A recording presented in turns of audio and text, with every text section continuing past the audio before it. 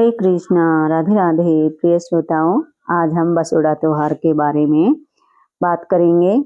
बसोड़ा त्योहार होली के 7-8 दिन के बाद आता है, यानी कि सप्तमी के दिन बसोड़ा त्योहार मनाया जाता है और सप्तमी के दिन शीतला माता की पूजा की जाती है। यह चैत्र कृष्ण पक्ष में प्रथम सोमवार या बृहस्पतिवार को ही मनाया जाता है। माना जाता है कि बसोड़ा त्योहार के दिन बासी भोजन खाया जाता है और भोजन को एक दिन पहले ही बनाकर रख लिया जाता है। पहले के ज़माने में कोई भी चूल्हा नहीं जलाता था और न ही कोई भोजन बनाता था। बसोड़ा के दिन शीतला माता का पूजन करके जो षष्ठी के दिन हम भोजन बनाते हैं, वही भोजन हम सप्तमी के दिन शीतला माता की पूजा करने के बाद हम प्रसाद रूप में ग्रहण करते हैं। बसोड़ा यानी कि सप्तमी के दिन सुबह एक थाली में शीतला माता की पूजा के लिए सामान रखते हैं और इस सामान में हम जैसे कि पहले के दिन की बनाई हुई रबड़ी, रोटी, चावल, रोली, मोली, मूंग की छिलके वाली दाल, हल्दी, धूप बत्ती, एक गुलरी यानी कि बड़कुल्ला की माला जो होली के दिन हम बनाते हैं, उसमें से बचाकर रखते हैं। उसे भी हमें थाली में रख लेना चाहिए। इस सामान को घर के सभी प्राणियों के हाथ लगवाकर शीतला माता पर चढ़ा देने चाहिए।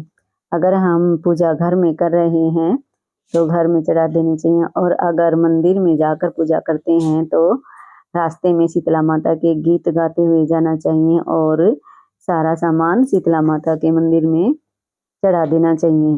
यदि किसी के यहाँ कुंडारा भरा जाता हो तो वे एक बड़ा कुंडारा और 6 छोटे कुंडारे बाजार से मंगवा लेने चाहिए। प्रत्येक में अलग अलग रबड़ी, भात, रसगुल्ले, बाजरा, पिसी हुई हल्दी और अपनी इच्छा के अनुसार पैसे रख लेने चाहिए। उन कुंडारों को रखकर पूजा करनी चाहिए। हल्दी का टीका निकालना चाहिए, हल्दी से ही पूजा करनी चाहिए। फिर सब कुंडारों को बड़े कुंडारे में रख करके इसके बाद एक फूल माला सब कुंडारों और समस्त पूजा सामग्री शीतला माता पर चढ़ा देनी चाहिए।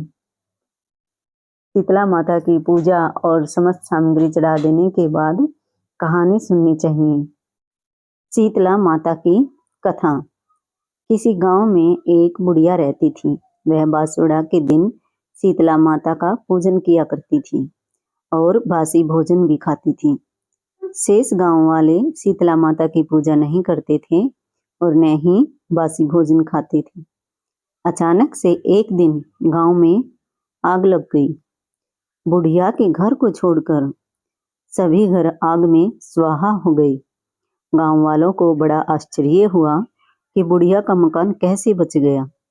सब गांव वाले बुढ़िया से पूछने लगे कि माई, तुम्हारा घर क्यों नहीं जला? बुढ़िया बोली, मैं शीतला माता की पूजा करती थी, उसी के कारण मेरा घर बच गया। इसके बाद से सब गांव वाले शीतला माता की पूजा करने लगे और बासी भोजन भी खाने लगे। तो बोलिए शीतला माता की जय हो। तो ये थी बसोड़ा कथा और विधि।